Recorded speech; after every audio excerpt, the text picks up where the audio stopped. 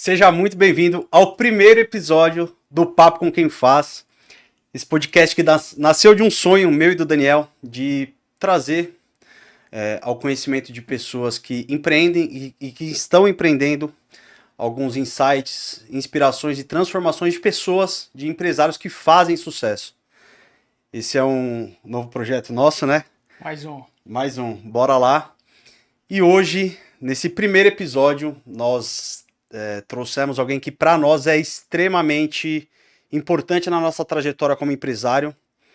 Foi o primeiro empresário, cliente nosso do Dop Idolata Advogados, nem era Dop Idolata naquela época, mas foi foi a primeira pessoa que acreditou no nosso potencial, acreditou no nosso trabalho, fechou um contrato conosco, a empresa dele, a Inove.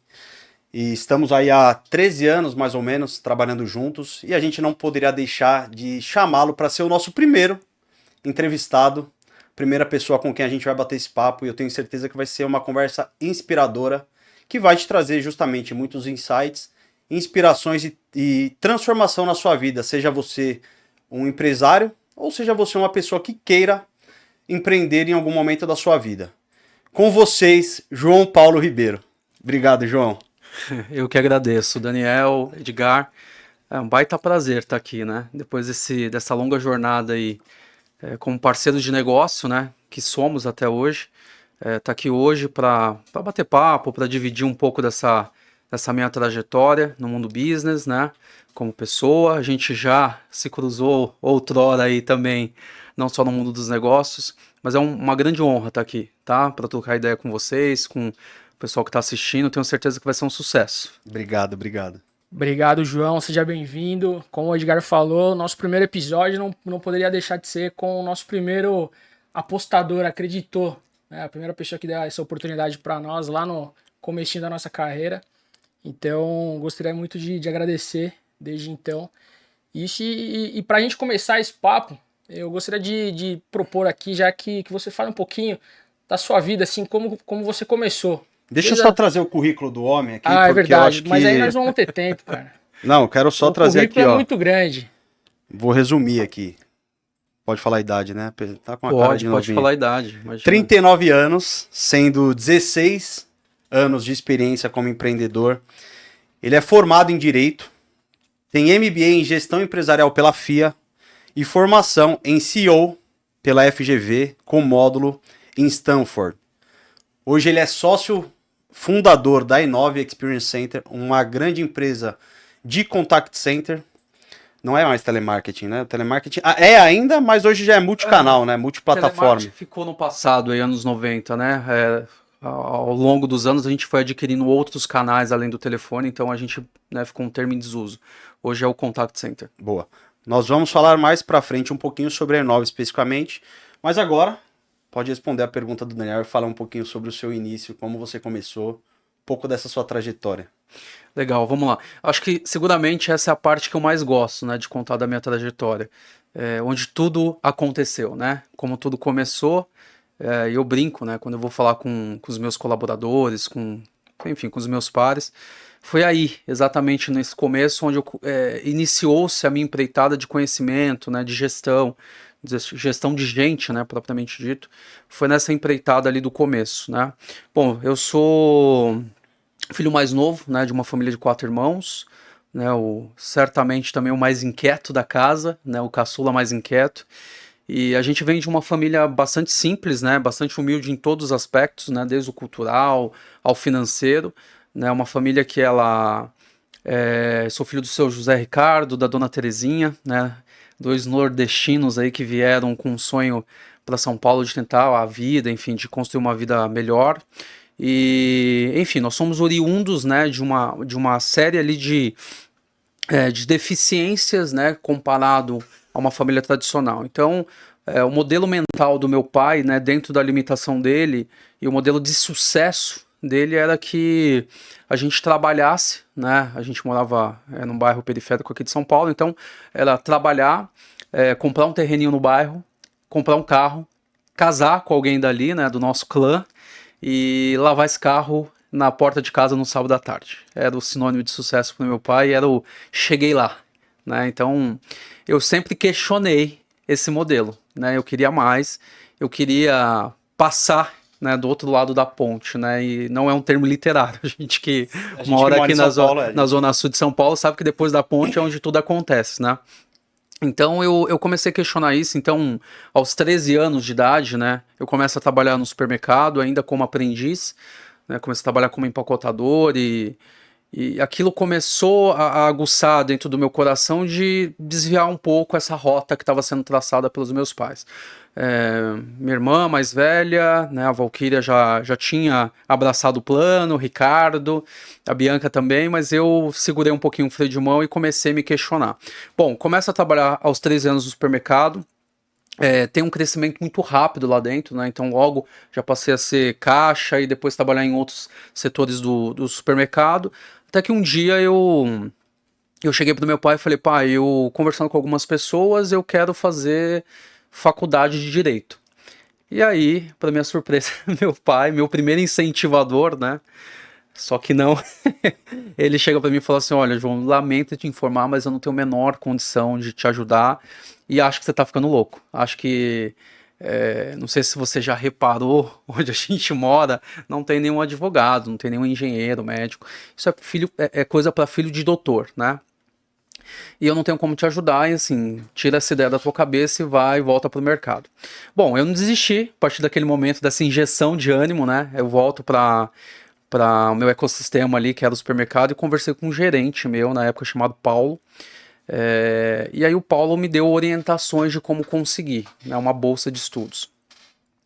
Na época eu trabalhava no Grupo Pão de Açúcar, e aí ele falou, João, basicamente você tem que ser o melhor funcionário da rede, você tem que ser uma pessoa de muito destaque, ter todas as avaliações acima de 90 para você conseguir uma bolsa, o que não é garantido, você vai fazer uma aplicação, né? Bom, assim eu fiz, consegui a bolsa, e aí eu conto que ali foi o primeiro remédio amargo, né, que eu provei, porque a partir do momento que eu consigo a bolsa de estudos, prestei vestibular, passei, faltando poucos meses para entrar na faculdade, eu estava em fase de exército, nessa época, e teve um corte no mercado, o Paulo tinha saído, entrou outra gerente, e assim, eu fui das pessoas que fui convidados aí para não fazer mais parte da empresa. E aí, ali começa a minha história como empreendedor, né? Eu tinha dois caminhos, eu tinha uma bifurcação entre esquece aquela história e segue o plano, né, que foi desenhado para mim, ou não, eu tento uma outra alternativa. E foi essa segunda que eu tentei. Eu lembro que exatamente no dia que eu fui demitido, né, as coisas não acontecem nunca pelo acaso, eu encontro meu pai nunca chegava cedo em casa, esse dia a gente se encontrou no mesmo caminho e ele me viu chorando, porque eu tinha sido demitido. E aí ele falou, olha, João, agora eu vejo realmente que é o teu sonho fazer faculdade de Direito, e eu tenho uma sugestão para você. Eu falei, bom, chegou a hora do meu pai tirar os dólares que ele tem guardado aí para me ajudar. E a ideia dele foi a brilhante ideia de falar para mim para eu abrir uma sapataria. Meu pai é sapateiro, né, de formação, enfim, criou a família sendo sapateiro. Eu falei, pai, eu mal sei amarrar o cadastro do meu sapato. O que eu vou fazer abrindo uma sapataria? Aí ele me deu uma resposta matadora. Ele falou, olha, eu criei vocês sendo sapateiro. Então, imagino que você consiga pagar uma mensalidade aí de uma faculdade. Sim. Bom, ali estava traçado o meu caminho como empreendedor. Peguei todo o valor da minha rescisão, a gente abre então uma sapataria no bairro e começa, né? Meu pai tinha um outro trabalho e ele falou, você vai captar todo o serviço, final de semana a gente fica aqui, eu faço e enfim, a gente gera renda para você. E aí ele desconstrói um pouco, né, do ego do João, da vaidade do João, né, sempre foi um garoto muito popular na escola, e ali começa a desconstruir um pouco isso, né, eu tenho um sonho que ele é muito maior do que meu ego, é muito maior do que eu ter uma popularidade na escola, e até as minhas amizades, né, eu vi que ali o meu grupo estava rompido, né, porque do garoto popular eu era só o sapateiro, né. Então eu optei por esse caminho aqui. E ali eu comecei a tirar algumas lições, né? Eu lembro que eu ficava na sapataria e eu ficava com um caderninho anotando quanto de entrava de serviço. Então eu entrava ali R$300 por dia, eu fazia a conta sempre por mês, quanto que aquilo ia dar de margem, o que a gente tinha de ganho efetivo, descobrindo os problemas, né, da sapataria ali no bairro, né? O ticket muito baixo de você cobrar, né, sobre um conserto de um sapato. E aí eu fui desenvolvendo algumas coisas ali para dar vazão. Então, desde a parte de dos 50% do sinal, para poder cobrir os custos ali do material, desenvolvi um sistema de entrega, né? Então eu sabia que toda vez que eu ia entregar esse calçado, eu voltava com outro. E nisso, eu fazia as entregas de bicicleta, então eu ia entregar, já voltava com outros, e muitas vezes eu voltava com outros de outras famílias que estavam ali perto. Isso tudo começou a gerar, né, muito trabalho pra gente, e daí foi eu usando a criatividade. Meu pai sempre foi um excelente profissional, do meu pai em fabricação. Então a gente começa a criar um produto que era chuteira, né, chuteira para time de várzea. As pessoas muitas vezes queriam ter uma chuteira de ponta, uma Nike, uma Adidas, mas não tinha condição de fazer, mas meu pai sabia porque ele já tinha trabalhado nessas fábricas. E aí a gente começa a construir chuteiras personalizadas, né, com o nome do time, com a cor do time. Então já começa a ser um produto diferente. A gente também começou a fabricar bota, né? A gente brincava que era bota 18 mais, porque era normalmente para desfiles, enfim, para carnaval. E aí meu pai começou a fabricar botas mais personalizadas, e daí começou, né? Logo em seguida, eu diria que em 4, 5 meses, meu pai sai do trabalho dele e vem de fato para nosso ambiente. Não conseguiu conciliar mais. Não conseguiu, era muito trabalho, assim, ele tinha que 2 dias ali para fazer todo o trabalho. A gente trabalhava muito, né, sábado e domingo, eu na entrega, eu tinha que comprar material, e assim, ficou muito, né, muito maior do que a gente imaginava esse business. Com pouco tempo a gente abriu 4 lojas, sendo uma loja de fábrica. A gente começou a fabricar, além da chuteira e botas, sandálias, né, plataforma, e ali eu acho que foi o pontapé, assim, o estalo para eu falar, cara, é isso aqui que eu quero para minha vida, eu não quero mais ter teto. Eu adorava trabalhar no mercado, assim, era muito legal, mas eu lembro que eu trabalhava muito, eu entrava 9 da manhã no final de semana e eu saía 10 da noite, eu não via o dia. Eu ficava, sabe, tinha teto na minha cabeça, eu não via o que as pessoas estavam fazendo. Né? Chegava o final de semana, eu lembro que assim, meu braço ficava cansado de tanto passar compra, e eu queria ver o dia, eu queria ver, né, o que estava acontecendo lá fora. E ali foi a oportunidade que eu encontrei de falar, nunca mais na vida eu quero ter teto sobre a minha cabeça, sabe? Eu quero criar o meu negócio, eu quero criar o meu business e quero tirar o meu sustento daqui. Legal. Como importante foi essa sua experiência dentro do supermercado aí para a sua trajetória empresarial? Eu acho que ali eu pego uma boa lição de que qualquer pessoa é capaz, né?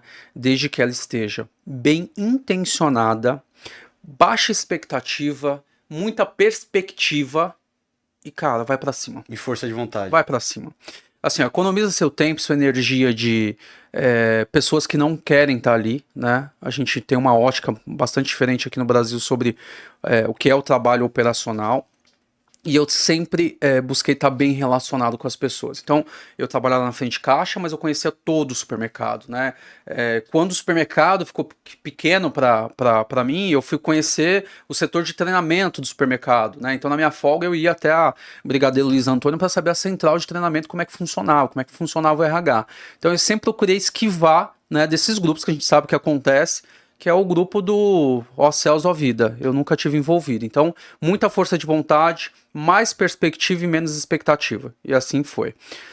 Voltando ao case da sapataria, foi ali, Edgar e Daniel, que eu aprendi boas lições de gestão de gente, sabe? Ali eu era um menino, né, lidando ali com pessoas com nível de escolaridade baixa, mas que tinham valores e princípios, né, atrelados. Ali era o ganha-pão, né, criavam as suas famílias a partir dali. E eu lembro que era um time muito distinto, né, de idade, de escolaridade, enfim, de crença, e eu tinha que lidar com todos. Então era uma gestão ali muito situacional, sabe? A menina do caixa era diferente do entregador, que por sua vez era diferente do sapateiro.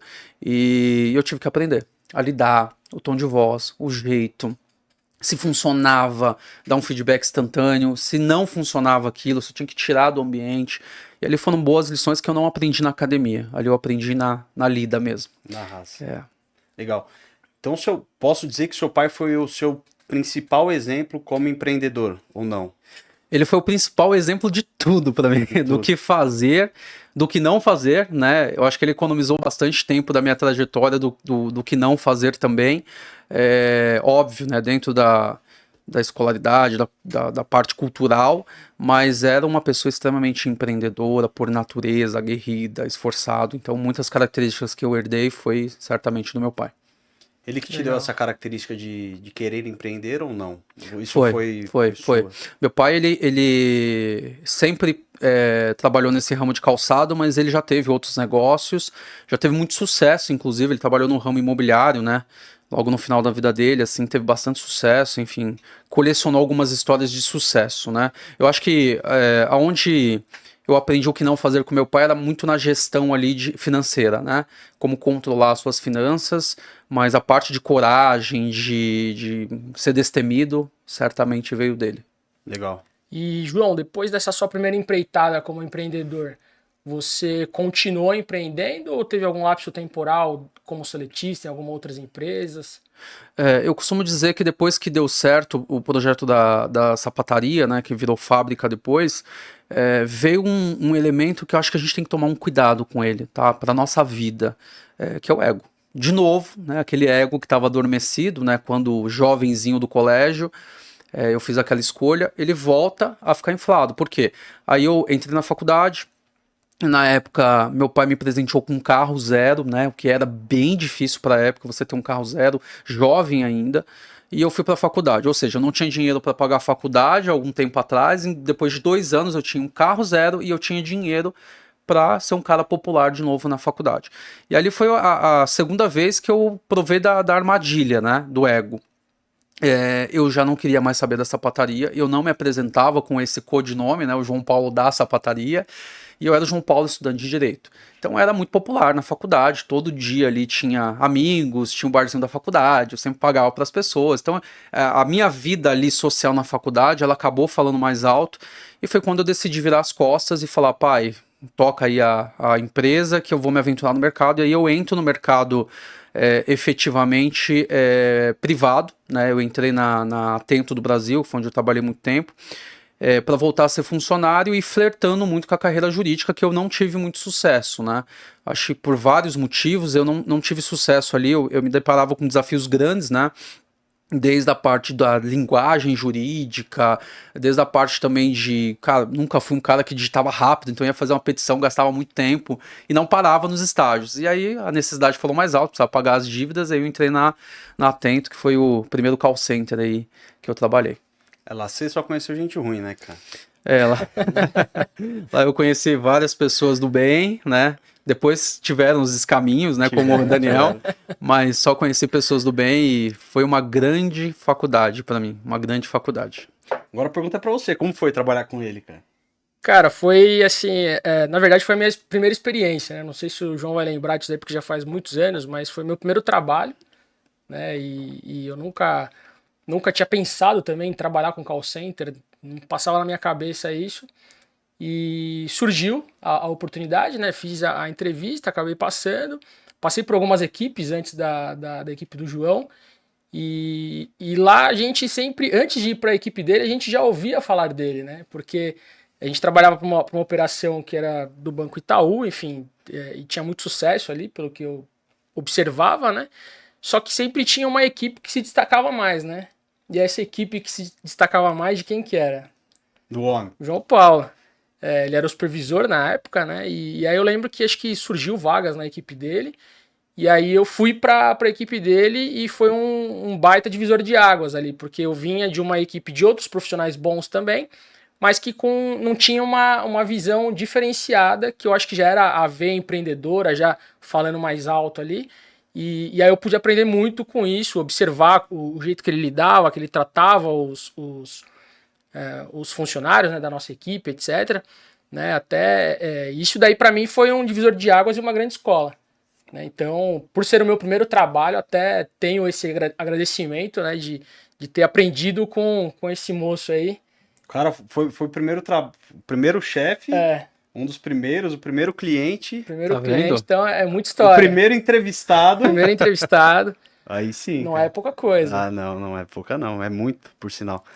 E lá você permaneceu por quanto tempo na Atento? Na Atento eu fiquei por 5 anos. Sempre em cargo de gestão ou não? Não, eu comecei na Atento, comecei como operador, né? Fiz uma trajetória ali, fiquei 6 meses como operador, aí tinha um processo seletivo lá, chamado Projeto Escalada, e eu lembro que eu falei, é meu, a primeira vaga que surgiu é minha. Só que você sabe, né? Quando você tá numa grande companhia, Atento, assim, na época já tinha mais de 10 mil funcionários aqui no Brasil. Você participar de um processo como esse é difícil, né? Sempre tem a pessoa que tem mais relacionamento ali com o board, pessoas que têm mais tempo de casa, pessoas que já vêm desse mercado, têm formação, né, nesse mercado de marketing, de relacionamento. Eu não tinha nada disso, né? Eu tinha uma baita força de vontade e eu sabia que eu tinha 6 meses para me destacar na companhia. E como que eu me destacaria sendo, né, um profissional ali de vendas? Simples assim. Cada venda que eu fazia, trabalhava na operação da Vivo na época, eles colocavam uma estrelinha lilás, quase que da cor aqui da iluminação, na PA. Então, cada venda era uma estrelinha e eu falei, eu vou me destacar assim. Enquanto a minha PA não tivesse toda estrelada, eu não ia embora. Então, eu ia trabalhando, ia vendendo. Vocês trabalhavam com vários produtos lá? A gente trabalhava com vários produtos na Atento, mas eu trabalhava na operação da Vivo. Então, as pessoas me conheciam como o cara da estrela, o cara da PA de estrela. E aí eu fui quem era o João da sapata... O João da... virei estrela. É isso aí. E aí eu fui prestar esse processo seletivo, passei, né, como virei supervisor. E depois de supervisor, aí ninguém mais colocou teto realmente na minha cabeça. E eu saí da Atento, eu fui convidado para uma área de projetos, né, por uma diretora. Rodei vários produtos, né, de banco, de telefonia, e quando eu estava no momento mais estável da minha vida, né, ganhando um bom salário, já tinha ali algum dinheiro, né, para um colchão ali financeiro de emergência, eu decido largar tudo para empreender. Só quem conhece o João sabe o quanto esse cara é inquieto. Toda hora é um projeto novo e, por incrível que pareça, todos com muito sucesso. Então, se você aí tá até agora com a gente, fica até o final, porque eu tenho certeza que você vai tirar muita coisa boa desse bate-papo com ele. Logo depois, então, da saída da Atento, o que você foi fazer? Você criou um novo negócio? A saída da Atento, ela não foi planejada, né? Eu estava numa ascensão, enfim, lidando com vários projetos ali importantes para a companhia, né? Estava do lado de pessoas ali que tinham um background muito bom ali, aprendia muito. E aí eu recebo um convite, né, para empreender no mercado que ele estava começando a ter algum destaque aqui no Brasil, que era o mercado de crédito consignado. Só que eu não era um cara que entendia, né? Entendia um pouco do mercado financeiro, mas não entendia desse produto, muito menos com a densidade que precisava para abrir um negócio. E aí eu fiz uma engenharia reversa, né? Eu sempre fui muito questionador. Então, o porquê daquele boom, né? Na época aí, a gente tá falando de 2007 para 2008, por que estava tendo tanto sucesso, né? O crédito consignado. Um dinheiro barato para quem pega, um dinheiro seguro para quem empresta. Então, os bancos, todos os bancos que eu ia conversar, estavam muito felizes com esse produto. E o cliente também. Então era febre, né? Você ia no centro de São Paulo, tinha um monte de lojinha, gente pegando pelo braço, empréstimo que você tinha um juros muito alto, né? Você está trocando as suas operações. E aí eu comecei a fazer engenharia reversa de estudo, e aí eu descubro que tem um ponto de falha nessa operação. Qual é o ponto de falha? A gente está falando de uma base de aposentados e pensionistas, e que essa base ela tende a envelhecer mais rápido, né? E aí, quando eu estudo essa base, eu percebo que no final dela, os bancos não estavam preparados para lidar com essa recuperação de ativo em caso de um falecimento, né, de óbito. E aí eu fui visitar algumas operações de banco e assim, cara, como é que vocês fazem para resgatar esse dinheiro? Eu sei lá, isso aí vai acontecer lá para frente. A gente tem uma área, 2 pessoas que cuidam disso. E aí eu montei uma empresa, né, que era voltada para a recuperação de ativos. E basicamente, qual era a peça principal para a gente fazer o resgate desse seguro de um contrato de empréstimo? Era uma peça chamada certidão de óbito. Então, sem a certidão de óbito, o banco não resgata o dinheiro faltante. Só que para resgatar essa certidão, eu preciso de um cartório de registro civil, que ele não é informatizado no Brasil. Então, só para vocês terem uma noção, você vai resgatar, na época, né, 2007, 2008, uma certidão de óbito, você falava com um cartorário que pela manhã ele está trabalhando na farmácia. E à tarde ele abre o cartório da cidadezinha para ser cartorado. Então, olha a dificuldade logística que a gente tinha de conseguir esse documento. Né? E o tempo que isso demorava? Tempo, também, né? Desgaste, mandava quando queria. Então, a gente começa a fazer um sistema de cadastramento de todos os cartórios de registro civil do Brasil. a gente conseguiu uma taxa de sucesso de 86% de cadastro e monta-se uma plataforma chamada Cartório Fácil, né, .com, e essa plataforma vira uma empresa para ajudar a resgatar o ativo dos bancos. E foi aí que eu começo, né, eu saio da Atento, monto um escritório, né, a duras penas ali, não tinha muito capital também para fazer isso, e aí eu começo uma empresa que ela começa a tracionar ali em 6 meses muito bem, e logo acontece aquela hecatombe que eu estava imaginando, né? A base começa a envelhecer, começa a falecer, e aí o banco precisa realmente de um birô que faça isso com uma certa celeridade para recuperar o ativo.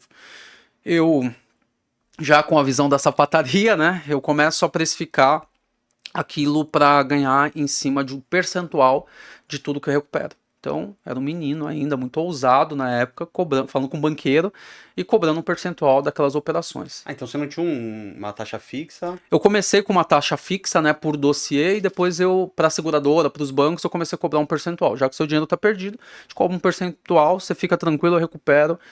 Era a taxa de sucesso que Mas tiver. você não trabalhava com a recuperação propriamente. Você disponibilizava todo esse dossiê para que alguém interno Não, eu do trabalhava com a recuperação. Então eu pego um contrato, estudo ele, monto toda a documentação, dou entrada na seguradora, né? O banco me assinava uma procuração. Quando o dinheiro está disponível, aí o banco me dá a minha parte e fica com a dele. Ah, entendi. Era um trabalho de intermediador ali. Isso a gente começa ali em 2008 e eu falo que o ponto de virada da minha vida foi ali, né? Em menos de um ano a empresa estava assim, atendendo praticamente todo o mercado de banco, algumas seguradoras e a gente se consolidou como a única, né? Foi um momento que a gente não deu tempo para concorrência, né? A gente abriu uma empresa, se espalhou no mercado e quando as pessoas pensaram, puta, a empresa já tem know-how para fazer isso, já tem sistema, já está instalada, não tinha concorrência, né? Então... isso é um insight muito insight. valioso que você acabou de passar. Não, a gente fala assim, antes feito do que perfeito. Então, se você tem uma ideia, se você tem uma vontade, se você tem algo que você imagina que vá dar certo, mete o peito, vai com tudo, lógico, tem que ter um planejamento, mas não espera você ter o seu negócio perfeitinho, porque o que é perfeito, ele nasce morto. Hoje a gente fala muito, né, Edgar, do conceito de MVP, né, que é mínimo produto viável. Eu acho que isso sempre existiu, né, na cabeça do empreendedor raiz, não é o MVP, é o fecha os olhos, 1, 2, 3 e vai, né? Não pensa muito, porque, cara, enquanto você tá pensando, tem alguém que tá executando a tua ideia. Então vai, testa, erra, corrige rápido, cada vez mais rápido. É assim que funciona e é assim que nasce uma grande empresa, né? Uma empresa de sucesso. Então, a dica que eu dou é realmente essa, assim, se teve uma ideia... cara, você não precisa de muito para executar. Começa pequeno, sabe? Testa, traciona. Se for o caso, pivota aquela empresa, sabe? Faz um turning point, mas não deixa a ideia na tua cabeça só. Enquanto você está pensando, tem alguém ganhando dinheiro com a tua ideia. Qual foi o fim dela? Na verdade, em 2015, a gente teve uma legislação que ela abre aí a gratuidade, né, para certidão. Então já não fazia mais sentido a gente cobrar por isso, aí os bancos se estabeleceram aí para poder fazer. Nesse meio tempo, você já tinha a Inove ou ainda não? Já. A Inove nasceu logo um ano após, né, essa empresa do Cartório Fácil e surgiu de uma consultoria, né? Eu trafegava muito nesse mercado de banco e aí um dos bancos que a gente prestava serviço falou, João, tô com uma operação, cara, não tá indo bem, sei que você é de call center, você não quer ir lá fazer uma consultoria para mim com seu time de 30 dias? Falei, lá onde, né? É lá em Curitiba. E aí eu fui para fazer um mini assessment para ele ali, para dar algumas diretrizes. E eu vi que ali na operação do banco, na época, não era nem questão de sistema, plataforma, era gestão mesmo, propriamente dita. E aí eu fiquei durante os 30 dias, o resultado assim decolou. A gente praticamente dobrou o resultado da operação sem mexer em R$1 de orçamento. E eu recebo um convite, né, do vice-presidente do banco para eu ficar prestando uma consulta por um ano em Curitiba. Então eu tinha, né, fazer essa ponte aérea Curitiba-São Paulo, que mais ou menos um ano, junto com 2 consultores ali de confiança, fazendo essa consultoria. Dali nasce a Inove, né, porque, João, seu trabalho, eu peguei outros clientes, né, Rio de Janeiro, São Paulo também, Minas Gerais, a gente tinha cliente, sua consultoria é muito boa, mas você esbarra muitas vezes na cultura organizacional de algumas empresas. Exemplo, pode ter uma operação de venda em Curitiba, você não pode comemorar a venda. sabe? O pessoal mais fechado. No Rio de Janeiro, vocês comemoram até demais, né? Quer derrubar o prédio. Então, precisa de uma cultura, de um ambiente pensado pra gente, né? Tá muito disparo isso. E aí foi quando eu tive um outro estalo, eu falei, cara, eu tô com a faca e o queijo na mão. Eu tenho um cliente, ele gosta da nossa gestão, para ele pouco importa a cidade que ele vai estar. Falei, daí vai nascer uma coisa inovadora. E aí, como eu trouxe da Atento todo esse know-how de atendimento e eu via exatamente onde era o ponto de inflexão com os clientes, que era exatamente nessa... o cliente fala algo, né, estratégico e eu entendo diferente, né, era muito assim. E dá conflito, né, dá ruído nessa relação. A Inove ela vem, né, exatamente para atender esse lapso, essa lacuna, que deixa eu entender primeiro o que você precisa, deixa eu entrar na sua empresa, deixa eu imergir na sua estratégia, aí depois a gente fala de terceirizar uma operação. Então eu trago bagagem de consultoria, bagagem de uma grande empresa de contact center e a gente forma a Inove, que até hoje é a primeira e talvez a única empresa do mercado, que é um contact center boutique, né? A gente tem essa cultura de ter um serviço de excelência muito voltado para o cliente e que mais do que um centro ali, né, nervoso de informação, de reclamação, a gente brinca, de aluguel de orelha, a gente é um centro de dados. Né? Tudo que passa pela Inove, né, milhões e milhões de dados, de informações de interações por mês, a gente transforma isso em informação relevante, informação de negócio e dá para o nosso cliente para falar, ó, toma as melhores decisões em decorrência do que teu cliente está falando aqui na linha. Legal. É um parceiro de fato estratégico, né? Eles utilizam toda a experiência de vocês, tudo que vocês fornecem para eles para tomada de decisão. Sem dúvida. E nesses 16 anos, qual foi a maior dificuldade? 16 anos já da Inove, né? A Inove tem 14. 14 anos. Qual foi a maior dificuldade que você encontrou durante esse período? Porque a Inove hoje é o seu maior business, né? Hoje sim. A Inove se tornou um grupo, né? A gente tem outras empresas aí no mesmo guarda-chuva. Bom, dificuldades a gente poderia ficar o podcast inteiro falando, né? Eu queria que vocês pensassem uma coisa, né? Um empreendedor no Brasil, ele não aprende empreendedorismo na escola. Ele aprende empreendedorismo na prática. Eu falo por conhecimento de causa. Então, quando eu abro minha primeira empresa, eu já não tenho tempo, né? Eu tive um sucesso ali de um business que eu não conhecia. Tive que aprender ele jogando. Quando eu abro a Inove, eu não tenho uma preparação para ser um empreendedor de uma empresa daquele tamanho. Né? Eu já abri com 400 funcionários. Então, essa base, que ela é tão importante de coisas que são administrativas, que são mais técnicas, que é de gestão de gente, a gestão de tudo, de todo o negócio, eu não tive. E aí você vai muito voltada para o seu core, né? E você se cega. Isso retarda muito e às vezes chega a ser o fracasso de um negócio. Então, eu acho que empreendedorismo deveria ser uma matéria acadêmica, né? Uma matéria que você aprende ou na faculdade ou até na escola, no ensino médio, que é você preparar coisas básicas, tá? Como é que você interpreta, como é que você lida com o sistema tributário hoje no Brasil, né? Vocês sabem disso, é um manicômio esse negócio, assim, para você entender o que você está pagando, é dificílimo você entender aquele racional. Emitir uma nota, sabe? Lidar com um processo trabalhista, lidar com um processo de fiscalização. Isso tudo a gente não aprende, a gente aprende na prática. Então, essa foi uma grande dificuldade. Uma outra, Edgar, que quase custou a falência da Inove, já no primeiro ano de idade, a gente focar muito em um mercado só, né? Então, obviamente, quando eu começo a Inove, eu não tinha um planejamento estratégico, né? Ele foi, ao longo do tempo, eu fui entendendo a importância de ter um plano e eu concentrei ali todo o faturamento da empresa num mercado único, que era o mercado de banco. Então, era um mercado que estava se nadando de braçada, só que veio uma crise, né? Crise mundial, e bate aqui no Brasil. No momento que bate no Brasil, que bate em banco, o que o banco faz? Ele se reúne entre si, os grandes maiores bancos, né? Os maiores, aliás, e eles combinam o jogo. Então, olha, reduziu aqui, vai reduzir meu spread, eu vou descontar lá na ponta, na cadeia de fornecedor. Então a gente era remunerado por comissão, eles reduzem a comissão pela metade e eu tenho todo um custo fixo para pagar. Ou seja, a minha receita estava extremamente afetada por um mercado único, uma hiperconcentração de faturamento e eu não tinha o que fazer. E que naquela época a gente não tinha tanta tecnologia assim quanto a gente tem hoje. Não tinha tecnologia, a gente necessariamente precisava de espaço físico para operar, tecnologias muito caras, né? A gente não tinha nada assim que era nacional, né? Tudo a gente buscava de fora, então era tudo muito caro, contratos longos, isso quase custou a falência da empresa. Tive que fazer um downsizing aí, foi um período muito amargo da companhia, de demitir quase 50% de toda a operação, e isso me ensinou bastante a não concentrar faturamento. Legal. Sabe? Você falou de um ponto importante sobre planejamento estratégico.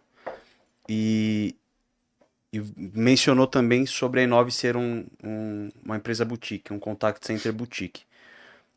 Como foi para você se posicionar dessa forma, como boutique de fato? Quem conhece a estrutura da Inove, quem trabalha com ela, sabe muito bem como que é, desde ambiente, como qualificação do pessoal que trabalha. E como foi você lidar com os grandes concorrentes? Porque hoje a gente fala de Atento, TMKT, fala outro aí. Tem um monte Tem de... várias, Tivit, né? Tem um monte. tem Como várias. foi para você lidar com isso e se posicionar como boutique mesmo? Muito boa a pergunta, Edgar. Assim, eu acho que as duas perguntas estão muito ligadas, né? Quem não tem plano vai para qualquer lugar tá bom, inclusive a falência, né? Então, eu descobri essa importância e rapidamente a gente deu os passos atrás para falar onde eu estou e aonde eu quero chegar. Esse é o primeiro passo, né, de um plano. Bom, onde eu estou? Estou no mercado altamente competitivo e concentrado em 5 empresas. Então tinha 5 grandes empresas multinacionais que dominavam esse mercado e sobrava as outras ali se estapeando. Quando eu fui fazer estudo para montar meu plano, eu via que não existia nenhuma empresa pequena focada em projetos estratégicos. Tá? Então esse foi o nosso posicionamento. Dentro do plano estratégico da Inova, a gente posicionou para pegar exatamente aquele cliente que não ia para Atento. Ele até poderia ir, mas com uma operação massificada. Operação estratégica, leia-se. Eu tenho um grande banco e eu tenho todos os produtos bancários, mas eu tenho um AAA ali de cliente que eu não quero que qualquer pessoa atenda. Eu quero que atenda uma pessoa que tenha a cara da minha empresa, o jeito de atendimento. Que não fale gerúndio. Que não fale gerúndio, que tenha alçada para resolver, que não me deixe esperando. Sabe, eu quero um nível gerencial na ponta. E aí é um cliente estratégico para a Inove. A gente começa a pegar uma segmentação disso. Outra coisa, né, que eu percebi no mercado, era a pequena empresa querendo concorrer com a grande. Nunca vai dar certo isso. Eu não tenho a infraestrutura, eu não tenho o capital financeiro para concorrer com uma grande companhia. E eu também não me dou por satisfeito de atender pequenos clientes, né? Então a Inove vem para quebrar um pouco desse paradigma e falar assim, olha, entra, prova e fica se você gostar. Eu não tenho mais aquele contrato de 48 meses para falar, você é obrigado a ficar com a gente, porque você assinou um contrato, agora a gente vai começar uma relação conflituosa. Não. Entra, testa. Se quiser escalar conosco, ótimo. Se não, a gente contribuiu com a nossa assinatura para você escalar em outra empresa. Aí pode ser numa Atento, numa ATP, onde ele quiser. Só que o que aconteceu? Isso, obviamente, a gente lutou muito, né? Que é o cliente entra, testa e não quer sair. E aí a gente continua sendo uma boutique um pouco maior. Então ele testa e ele falou, cara, agora eu quero escalar com a Inove, não quero mais, já aproveito do trabalho de vocês. E a gente dá conta do recado, né? Em escalonar, em crescer de forma segura, não perder cultura, fazer com que realmente os interesses do nosso cliente, no final do dia, sejam os nossos, né? E não aquela coisa bonita de PPT, de você mostrar e falar, cara, eu faço tal coisa. Não, a gente promete pouco e entrega muito. E sempre foi assim. A gente está há 14 anos no mercado, a gente faz pouquíssimo marketing da empresa, a gente participa de alguns eventos que são primordiais para a Inove, mas são poucos. E a gente está com uma carteira de cliente que indica o outro. E é maravilhoso, porque a gente hoje tem mais de 20 empresas no nosso portfólio e a grande maioria ou são multinacionais ou são nacionais de grande porte, né? E todas elas, assim, referenciam a Inove por anos e a gente tem uma relação muito boa, sabe? De confiança mesmo. Teve algum ponto chave de virada no crescimento da Inove? Porque vocês tiveram nos últimos anos um crescimento exponencial, né? Uhum. Vocês já começaram grandes, digamos com 400 funcionários, como você mencionou, mas vocês vêm se mantendo e teve um crescimento bom aí. A gente começou, né, grande, olhando para o mercado, mas pequeno para o mercado de call center. Né? 400 reais é nada. A gente reduz, faz um downsize, chega a 200. Acho que foi a primeira barrigada que a gente teve na história da empresa. Que foi naquela época do consignado. A gente corrige essa rota e posiciona bem a empresa como empresa boutique, até muda de escritório, faz um ambiente todo preparado, né, para conversar com esse posicionamento. E de lá em diante a gente nunca teve um ano que fosse pior, sabe? Assim, é sempre um ano melhor que o outro de crescimento. Até chegar o ano um pouquinho antes da pandemia, que aí realmente assim, foi um negócio que deveria estar na literatura, né? As pessoas que eu conto falam, João, você tem que escrever esse case em um livro, porque não se sabe na história, nem do call center, até em mercado, um crescimento tão grande como esse. A gente está falando de algo, de uma empresa que tinha poucas dezenas de centenas de funcionários, né? A gente tinha, sei lá, acho que 500, 600 pessoas no nosso quadro, e vai para uma empresa de 4.200 pessoas. Então, olha o tamanho do desafio. Isso tudo em 8 meses. Então, vocês acompanharam um pouco desse crescimento, né? Tudo se deu através de um aceite maluco, né? Da minha parte, da parte do meu sócio, em falar, cara, a gente topa o desafio, vamos crescer. Mas o nosso cliente, ele não sabia também o tanto que ele ia crescer. Foi a tempestade perfeita. Época de pandemia, ele tinha montado um negócio muito inovador, né? Classe C, D e E. E assim, foi o tiro certeiro. Meses depois eles fizeram grandes captações, né, de fundos aí, chineses, americanos, e viraram unicórnio, né? E a gente acompanhou e surfou toda essa onda. Loucura, né? Essa foi uma dificuldade tremenda que vocês tiveram, né? Não, nem fala. 4.000 pessoas, aí, um pouco menos talvez, para... Você conseguia dormir nessa época, João? Cara, assim, eu lembro que mais uma vez foi uma grande lição, acho que o grande case da minha vida empresarial foi ali, que é você dormir com... 500, 600 pessoas operando numa cidade como São Paulo, e você acordar com um cliente falando, cresce 300, 400 pessoas por semana, você tendo que contratar executivos para compor o quadro da empresa, gente de RH, profissionais. Eu me trancava, né? Nessa época a gente estava já em pandemia, eu me trancava no escritório de casa e eu, cara, comia ali, entrava às 7 da manhã, saía às 11 da noite, me trancava literalmente ali dentro do escritório, mas eu não abria mão de entrevistar o máximo de pessoas que eu conseguia. E você chegou a entrevistar Eu entrevistava, assim, desde operadores a executivos? Todo mundo. Por quê? Qual que era a minha mentalidade? Eu falei, cara, a gente está abrindo, né, vivendo um outro momento da companhia que é home office, a gente não tinha esse produto dentro da empresa, um baita crescimento exponencial. O que as pessoas que vão estar dentro de casa vão levar de cultura da Inove? Esse foi um desafio gigante, né? Cara, assim, o máximo. E o pessoal olhava e falava, cara, o João virou analista de RH. Eu falei, não tem problema. Todo mundo que eu puder eu vou entrevistar. Vai levar uma pílula de cultura do que é a Inove para casa. E a gente começou a fazer isso de forma cíclica, né? Porque eu sabia, pô, você não tá dentro do escritório, você tá dentro da sua casa. A cultura não é da empresa, é da sua casa. E a gente queria passar, cara, você representa uma marca que tem história, que tem contexto, sabe, que tem dono, sabe, que você faz parte disso, você vai agir com dor de dono a partir de agora. E eu fiz assim, cara, eu assim, quase perdi a voz de tanto fazer isso. Mas é um trabalho que a gente se orgulha muito, foi um trabalho feito assim, a muitas mãos. A gente abriu a operação em São Paulo, né, ampliou a operação de São Paulo, foi para Minas, Salvador e Curitiba, onde o cliente abria, né, CDs ali para logística, a gente tinha que acompanhar. E foi, sem dúvida, um dos grandes cases. Assim, na época faltava equipamento, faltava notebook, a gente tinha que, assim, ó, fornecedor lá do Nordeste trazendo notebook pra gente aqui em São Paulo. Mas, assim, foi um grande aprendizado e, sem dúvida nenhuma, um ponto da virada, assim, para muita gente dentro da companhia. João, você falou agora sobre cultura, né? Isso daí é um dos temas muito sensíveis dentro das empresas e muito importantes para o próprio empresário, né? Conseguir transmitir a cultura da empresa para os seus colaboradores. E tendo em vista esse momento que você chegou a perder até a voz, entrevistando as pessoas, era um momento novo até na humanidade, né? Um momento de pandemia, todo mundo trabalhando em home office. Você acha que você conseguiu transmitir a sua mensagem para esses colaboradores? Você acha que eles agregaram valor da sua empresa do ponto de vista da cultura? Você acha que foi benéfico isso daí? Foi importantíssimo ou enfim, você não entendeu que talvez nem todos conseguiram agregar esse valor. Complementando, como foi para você, durante esse período pandêmico, reforçar a cultura? Porque cultura, não adianta você colocar ali a missão, visão e valores na parede e pronto, acabou. É algo diário. Como foi manter, depois das entrevistas, como foi manter essa galera dentro da cultura, inserida na cultura da Nova, mesmo trabalhando à distância? Eu vou parafrasear aqui uma frase do Papa, né, do marketing, que ele fala, Kotler, né, ele fala que a cultura, ela come a estratégia no café da manhã, né? Então, não dá para você tocar uma empresa sem cultura forte. Não dá.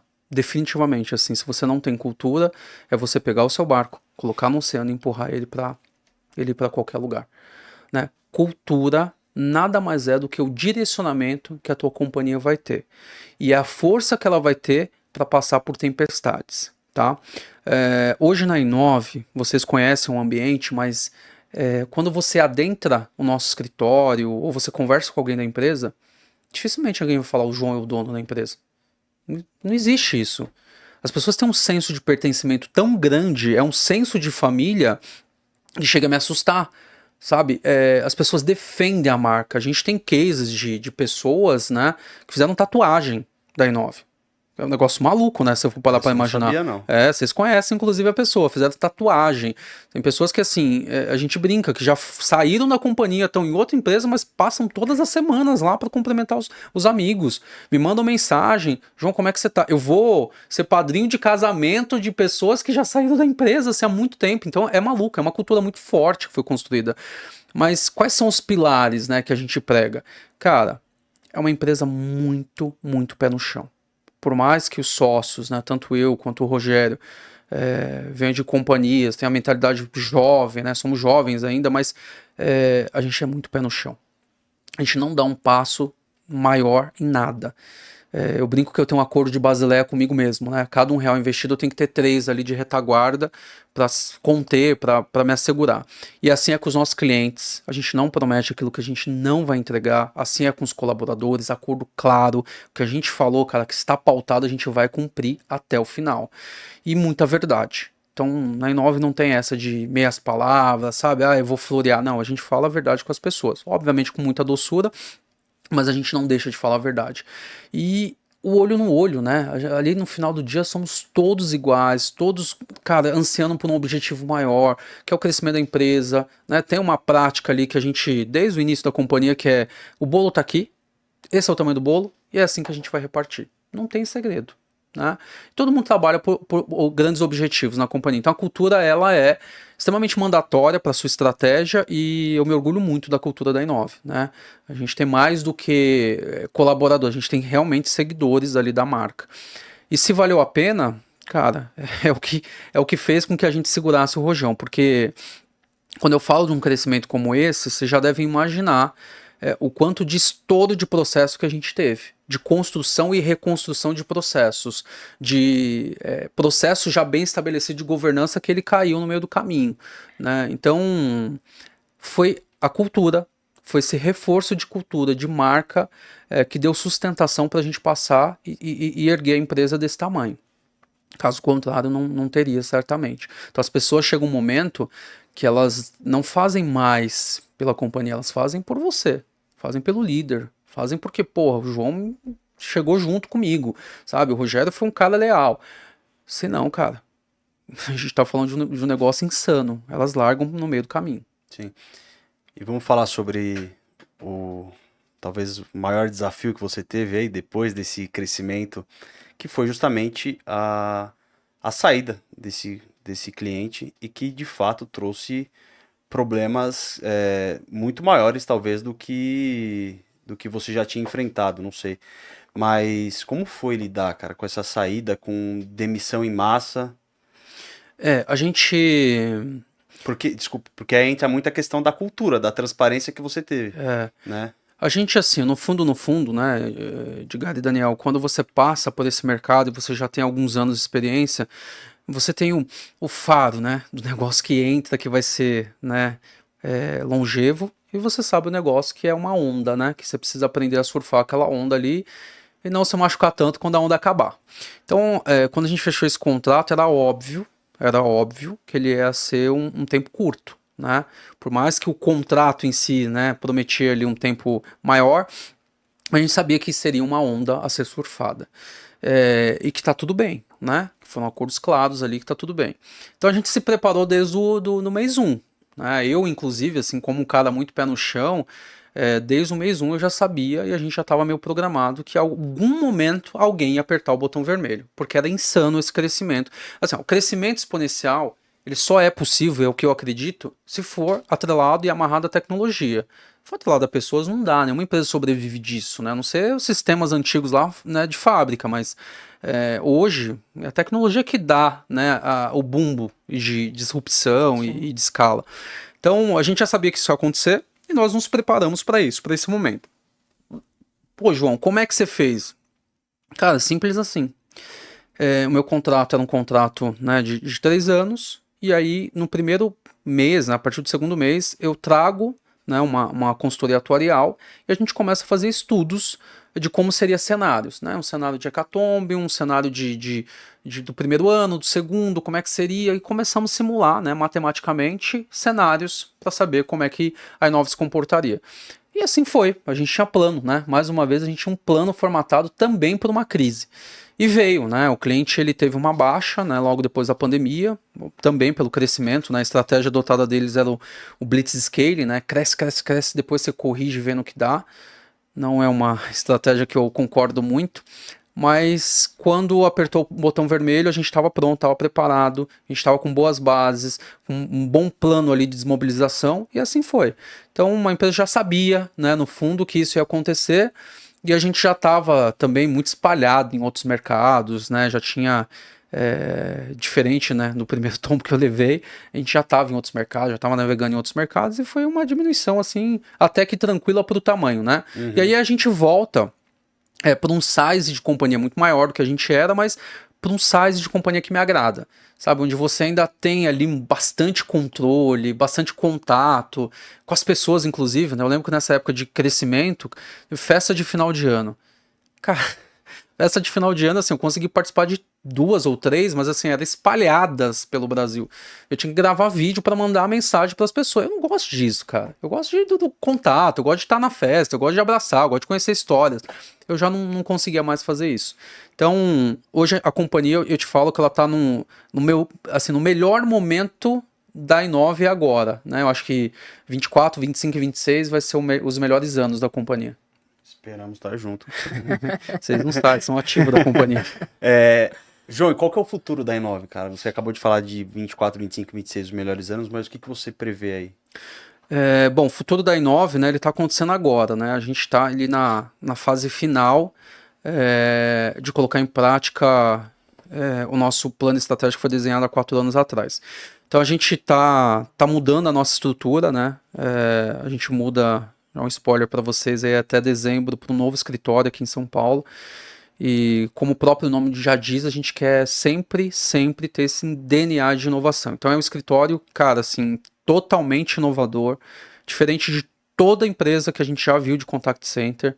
A gente, cara, quebra completamente essa cultura de baia, de atendimento, sabe? O funcionário preso ali num metro quadrado. Não vai ter isso, vai ser todo aberto, espaço total open space, cara, muita coisa de diversão para o colaborador, mas que tenha também esse sentido humano, né? Então, a gente está prevendo ali lugares de descompressão, lugares preparados para as mamães lactantes, né? Que estão amamentando ainda e muitas vezes não conseguem fazer armazenamento de leite.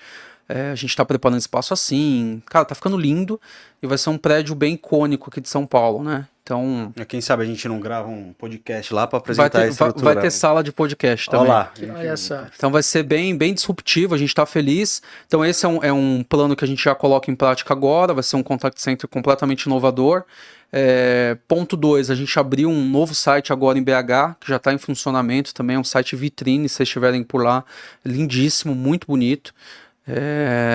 E a gente tem uma estratégia já fomentada que a gente quer dar mais cadência para ela, que é de montar estrutura em cidades do interior. Então, cidades pequenas, ali até 20, 30 mil habitantes, a gente quer dar oportunidade para essas pessoas. A gente entende que assim, é um público muito bom, né, de trabalho, só que não tem tanta oportunidade, eles acabam fazendo aí um movimento de saída para estudar em outras cidades maiores, né? E a gente quer cada vez mais fugir dos grandes centros, das grandes capitais. A gente não quer dar oportunidade para a galera que quer fazer a diferença ali do interior, que tem a qualidade de vida, enfim, e que valorize de fato ali estar numa empresa de grande porte. Legal. Bacana. E você é um cara que investe em vários ramos. E há pouco tempo atrás você se aventurou num ramo que você nunca tinha se aventurado antes, que foi o ramo musical. Como que foi? Da onde surgiu essa De onde ideia? surgiu essa loucura aí, cara? As ideias não surgem, né? As ideias são plantadas, assim, por uma força maior, né? Isso aconteceu, eu saí, né, nesse crescimento, enfim, acabei pegando Covid, vocês lembram? Fiquei um tempo fora de combate. E aí, quando eu voltei, eu comecei a ressignificar algumas coisas na minha vida enfim, dar uma desacelerada, né, ficar mais com a minha família, mudei pro interior. E montei um conselho na Inove, né? Hoje eu faço parte eu tenho uma cadeira no conselho. E aí nessas de ficar em casa, ficar mais tempo com a família, eu tinha mudado para um condomínio e eu conheci o Rodrigo, né? Que é meu vizinho, é um ex-jogador de futebol. Um abraço pro Rodrigo aí. O xerife, Xerife, tá xerife. morando agora nos Estados Unidos, mas tô com saudade de você, viu, xerife? Das nossas resenhas. E aí ele me convidou para um churrasco na casa dele. E nesse churrasco eu conheci um menino, né? Chamado Léo, que, cara, assim, meu pai tinha um pouco desse flerte, né, com a música, e aquela voz, cara, não saiu da minha cabeça, não saiu, ficou, e eu fiquei o churrasco inteiro olhando ele cantar, e, cara, menino simples, né, depois fui descarregar, levar os equipamentos embora, e eu logo, depois de alguns dias, eu fui viajar com a minha esposa, e ficamos uns dias, né, em Trancoso, e eu tava lá, cara, de férias, e a voz não saía da minha cabeça. A cabeça matutando. Né? Eu falei, cara, alguma coisa tem aí. Liguei pra ele, falei, ó, Léo, como é que você tá? Ele falou, olha, eu tô ferrado aqui, trabalhando no estacionamento, e veio a pandemia, desfiz a dupla, não sei o quê, meu sonho é cantar. Eu falei, você tem empresário? Ele falou, não. Eu falei, pois é, quero te fazer uma proposta. Quero que você saia do estacionamento, se dedique à música, e eu vou te pagar um salário, enfim, e a gente vai montar um projeto juntos. Isso aconteceu, sei lá, num mês, e depois de 60 dias eu tinha uma empresa com 22 pessoas, destaques do mercado musical. Eu voltei para a faculdade, fui fazer um curso na FGV de Music Business, né, para entender esse mercado musical. E, cara, montei uma equipe, montei um grande projeto para transformar realmente aquele menino num popstar do mercado sertanejo. E assim aconteceu. A gente montou talvez um dos maiores DVDs, né, sertanejos aí. Certamente foi o maior no menor tempo, né?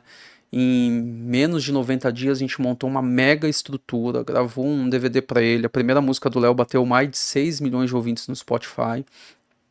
Ele teve contato ali, né, touchpoints com os maiores do mercado sertanejo, gravou, né, com participação especial da Nayara Azevedo, Icari Jumar, Thierry, teve música deles, né, regravadas pelo Léo, rodou o Brasil inteiro, número 1 em algumas rádios, então foi um projeto assim lindo, projeto que eu idealizei chamado Essencial, né, que era basicamente um reality, onde o Léo sai, a gente fez uma preparação, né, gravou o DVD, mas ele vem pro dia do DVD, que aconteceu no dia 19 de junho, e a partir do dia 20 ele já cairia na estrada com o motorhome que a gente preparou para ele, e ele não voltaria para casa antes dos 6 meses, ou seja, 6 meses morando dentro de um motorhome e cantando onde o coração dele mandasse. Ou seja, ele ia seguir um plano ali, uma roteirização, aí tinha show, ele saía, vinha fazer o show e voltava para casa dele, que era o motorhome. E assim foi, essa loucura. Isso é João Paulo, senhoras e senhores. Saiu em todas as mídias aí, Léo Dias, enfim, Léo Dias fez cobertura lá também, todas as mídias, e realmente transformou, né? Hoje o Léo não tá mais na Dream, a gente acabou cedendo os direitos dele negociando, na verdade, os direitos dele por uma gravadora. E ele segue bem firme lá, tá morando em Goiânia agora. E essa é a Dream, né? A Dream foi. Depois a gente fez uma pivotagem, né, da empresa e ela se tornou uma gestora de sonhos, né? Então não era mais só pro sertanejo, era qualquer sonho órfão que tivesse aí no Brasil e por alguma razão a gente se cruzasse, ele não seria mais órfão. A gente ia transformar esse sonho em um projeto e desse projeto poderia virar um business. João, eu tenho uns 3 sonhos aqui guardados, viu? Nós vamos conversar sobre isso. Vamos conversar, passa por uma avaliação esses sonhos, viu? Boa. E hoje você tem algum artista a mais lá na Dream ou não? Na verdade, não. A gente está agora com a Dream num período de incubação, né? Eu acho que assim, a Dream ela é uma parte mais voltada pro sentimento, né? Cara, tem que bater ali uma sinergia. Então não é uma empresa que a gente está tão ativo. É uma empresa que existe, que a gente teve esses cases. Mas eu quero, assim, realmente tocar na Dream quando algo me tocar, sabe? Não quero que seja só por business. Você só vai investir quando alguma coisa... Eu acho que assim... Investe na gente, investe no nosso podcast, pô. Patrocina. Eu acho que tem que ter uma coisa assim que mude o jogo, sabe? Que mude uma sociedade, que mude um... É muito maior do que negócio, né? Eu tava vindo e aí uma pessoa me perguntou, né? Pô, João, você chegou num lugar onde muita gente queria chegar, né, cara? Você construiu aí um patrimônio, não sei o quê. O que é riqueza pra você? Cara, riqueza é diferente, né? É diferente pra cada um, porque às vezes riqueza pra mim lá atrás, quando eu comecei, riqueza era tipo pagar minhas contas, cara. Sabe, sair daquele sistema que foi idealizado pelos meus pais. Aí depois riqueza virou, sei lá, eu ter um pouco mais de autonomia, né? Poder comprar as coisas, poder planejar de comprar um carro, né? Aí depois você constrói riqueza, né? Riqueza, você entende que riqueza é, porra, você ter perpetuidade financeira, você nunca mais precisa trabalhar. Riqueza é muito relativo, gente. E eu te falo assim, independente da fase que você tá, acho que a maior riqueza, eu acho que o recado mesmo que eu queria deixar é o legado. Eu acho que quando você conquista o legado, assim, quando você olha e fala, caramba, eu deixei alguma coisa que é valioso, sabe? Não é um D+1 que as pessoas vão esquecer de você. Aí eu acho que isso é prosperidade, sabe? O resto é só status. Concordo. E você tá com algum projeto à vista que você pode abrir pra gente ou ainda não? Tudo muito secreto. Não tem muito segredo não, mas assim, minha cabeça não para, né? Tem muitos negócios. E um deles que eu quero aí nos próximos 2 anos colocar de pé tem muito a ver com a história do legado, que é o Instituto, né? Isso a gente chegou a trocar uma ideia. Eu tenho um projeto do Instituto, chama Instituto Respirar. O nome é em função do milagre que eu recebi, né, de Deus para poder viver de novo, né, da crise que eu tive lá com Covid, fiquei internado, 23 dias, entubado, e ali trouxe muito significado para minha vida. Então, basicamente, o Instituto Respirar, ele vai ser o primeiro hospital e maternidade de empresas, né, empresas no geral, ou de empreendedores que estão começando. Basicamente a gente fazer aquilo que hoje o nosso ensino não faz, que é ensinar a pessoa que está começando, ingressando agora no mercado a empreender, e quem já empreendeu e está com dificuldade, a gente tentar salvar, né? Fazer um diagnóstico ali e tentar salvar aquela empresa. Hoje, quando a gente está... Cara, meu carro quebrou, eu levo no mecânico. Tô doente, eu vou no hospital. E quando sua empresa está doente, você faz o quê? Então a gente quer ter realmente essa ideia de ter um hospital mesmo para empresas e essa maternidade, porque a gente sabe que, cara, rola muita ideia boa. A gente vai a alguns bate-papos aí, até de ONGs. Cara, tem muita ideia boa, muita ideia bacana, só que os caras não conseguem atravessar o outro lado da ponte, sabe? Eles não conseguem se conectar com pessoas que têm capital para investir, que sabem como fazer, que sabem como aproximar. Então essa ideia morre. Ela morre de forma prematura. A ideia do Instituto Respirar é vir aqui, pegar um pouco dessas pessoas e falar, cara, eu sei como atravessar a ponte. E digo mais, né? Não só atravessar a ponte, mas assim, atravessa a ponte assim já com a ideia com pitch. Melhor formatada, melhor calculada. Vamos testar ela aqui, vamos tracionar aqui dentro, num ambiente controlado e seguro, e depois você, né, leva para o investidor. Legal. Perfeito. João, aqui a gente já conversou bastante sobre a sua carreira, desde quando você estava na época do colégio, sapataria, enfim, cases de sucesso. E fazer esse brainstorm aqui, você consegue... Na minha cabeça passou um filme.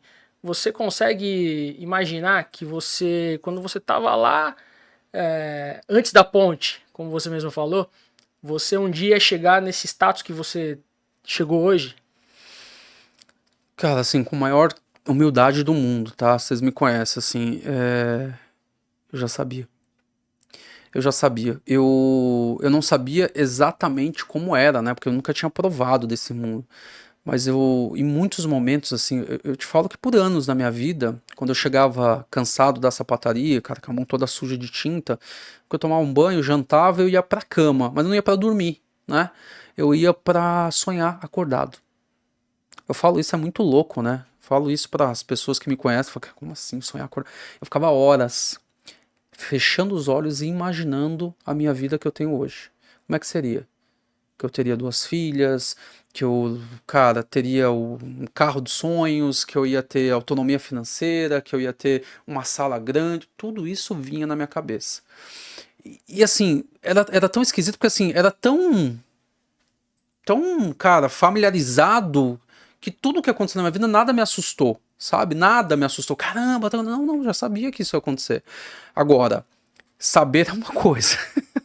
Chegar é outra, bem diferente, né? Então eu canalizava esse sonho que vinha na minha cabeça, você vai ter, você vai chegar, com a força de vontade. Então, puta, nunca teve ali dificuldade que fosse maior do que a minha vontade. Nunca, nunca. Uma vez, Daniel, que eu peguei minha mãe, era um dia de domingo, e o meu sonho era morar numa casa grande. Uma casa grande, que tivesse piscina, enfim. E eu pego a minha mãe, cara, eu nessa época tava na Atento, ganhava salário mínimo, né, da época. Pego minha mãe, coloco no carro e vou visitar umas casas, umas mansões que ficam aqui atrás do Autódromo Interlagos, na frente, na verdade. Eu fui lá, tinha uma casa em exposição à venda. Na época a casa custava quase 2 milhões de reais. E tinha um corretor de plantão, eu saio, tinha um golzinho na época, eu saí com ela não entendeu nada, e a gente foi visitar a casa. E eu fazendo perguntas pro corretor, tipo, mas esse armário eu tô achando pequeno, não sei se cabe. Cara, essa piscina é aquecida, não sei o que. Minha mãe, assim, ela não sabia enfiar a cara. E ela falou exatamente com essas palavras: João, você tá usando droga, assim? O que tá acontecendo com você? Porque, pô, você me tira de casa num domingo pra... Você tá maluco, meu filho? Eu falei, não, mas um dia eu vou ter uma casa assim. E aí, quando eu compro a minha casa, onde eu moro hoje, a primeira pessoa a visitar foi minha mãe e eu resgato essa mensagem pra ela. Falei, lembra do dia? Ela Então, lembrou assim, desse dia? lembrou, opa. Lembrou Que desses legal. e outras loucuras que eu já tive ao longo da vida. Então é isso, acho que assim, cara, sonhar não paga nada, é de graça e serve como combustível, né? Pra você poder perseguir. Eu acredito muito, muito, gente, mas muito no ser humano. Capacidade que o ser humano tem. Se você não tem nenhuma limitação física ali, né, que, né, efetivamente te limite, cara, você pode chegar onde você quiser, sabe? Você tá pronto pra chegar onde você quiser. Ah, João, mas vai ser mais, vai ser mais difícil, mas e aí? Sabe? Às vezes quem tem tanta facilidade, né? Hoje as minhas filhas têm infinitas facilidades que eu não tive no passado, mas e daí? Entende? Corre atrás, cara. Eu fui aprender muitas coisas depois de adulto, fui estudar, cara, quando eu entrei na FIA, na FGV, eu era o aluno, certamente o pior aluno da sala, mas assim, eu transformei essa realidade, sabe? Eu fui buscar conhecimento, eu fui aprender mais, eu fui, cara, me esforçar. Então, o sucesso ele é construído à noite enquanto as pessoas tomam cerveja e comem batata frita, né? Exatamente. A gente sabe o termo aqui, então é só correr atrás, cara. Não tem outra forma. Legal. Bom, a gente já está quase finalizando, mas eu queria falar de um ponto que eu acho que para você é muito, acho não, tenho absoluta certeza, que é sua família, né? Eu já externei isso para você, que você é de fato um exemplo de pai, de marido, enfim, de homem da casa.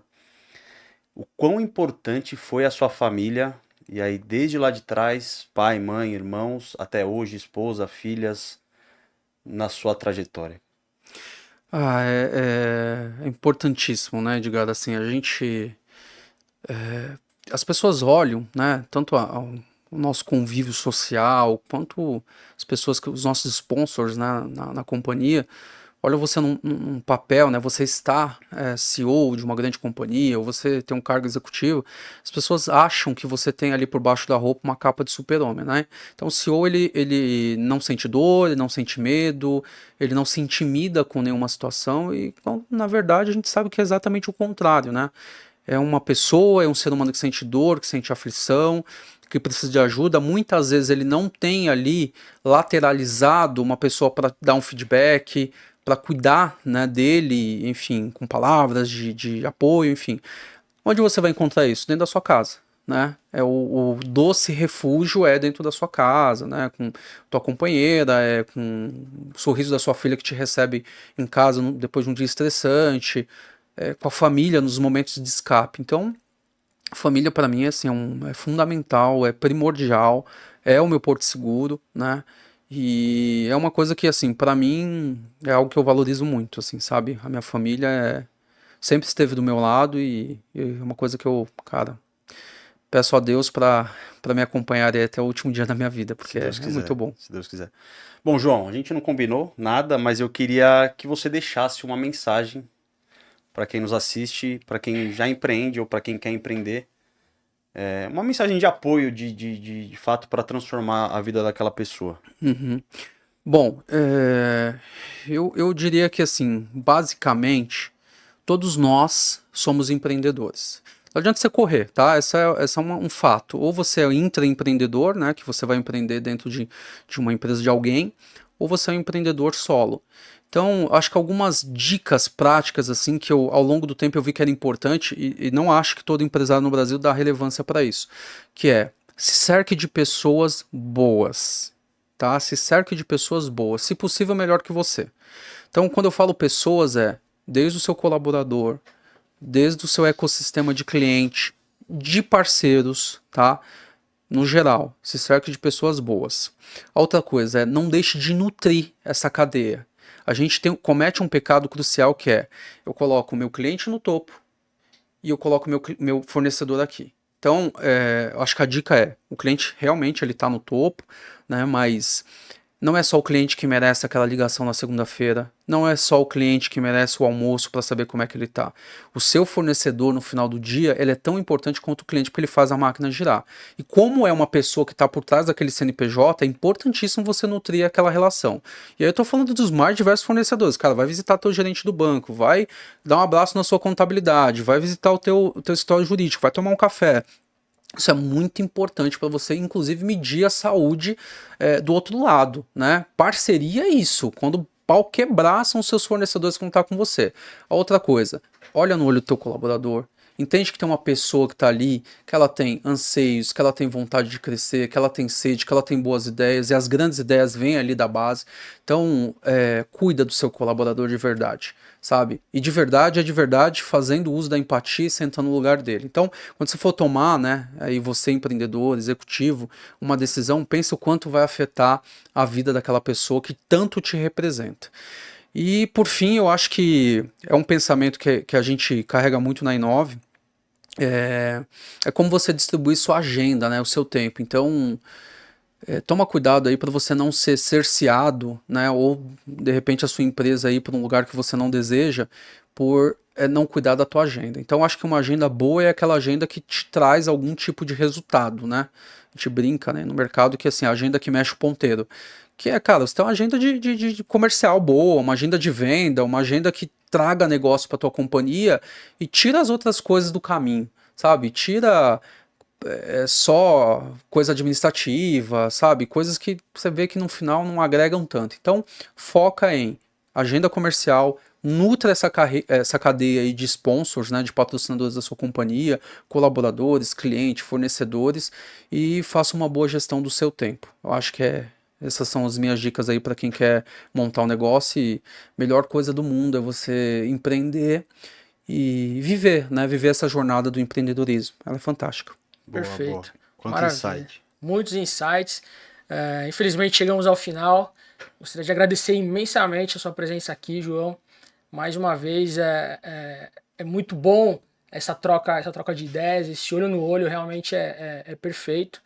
E você gostaria de expor a as redes sociais da Inove, para quem quiser acompanhar. Cara, eu tô num momento assim bem low profile, né? Eu tô dando uma pausa nas minhas redes sociais, mas se vocês quiserem me encontrar, tenho ainda o LinkedIn, né? João Paulo Ribeiro. E tem a rede social da Inove, né? Que é inove.xc. Tá vendo? Eu sou bem low profile, né? Inove, vocês encontram assim, bastante coisa, tem bastante conteúdo legal lá. E quem quiser trocar uma ideia, me chama lá no LinkedIn. Eu tô sempre ativo no LinkedIn, eu uso bastante a plataforma. E, cara, obrigado pelo convite, obrigado mesmo, sucesso pra vocês. Sei que vai passar muita gente boa por aqui, o pessoal não deixa de acompanhar, porque eu sei que os meninos aqui são fera, assim, se eles colocarem gente pra trocar ideia aqui, vocês vão aprender, viu? João, valeu, cara. Obrigado por tudo que você fez, tudo que você faz e tenho certeza que vai fazer por nós. Obrigado, cara. Gratidão eterna por lá atrás ter acreditado na gente. Eu tenho certeza que até me emociona um pouco. Porque pra gente foi importante, a gente sabe o quão importante é que alguém acredite em nós, principalmente num primeiro momento ali. E você foi esse cara. Então, obrigado aí por Imagina, fiz e faria tudo de novo, assim, valeu muito a pena. Vocês são bem corpo da nossa empresa. Bom, pessoal, chegamos ao fim de mais um episódio. Obrigado. Curtam o vídeo. Se inscrevam no canal, compartilhem, deixem aqui o seu comentário com o maior insight, maior dica de inspiração, transformação que você teve aqui nesse episódio com o João, que foi sensacional. Compartilhem esse canal com todas as pessoas que você tem convívio. E a gente se vê no próximo episódio. Valeu! Muito bom. Valeu, gente.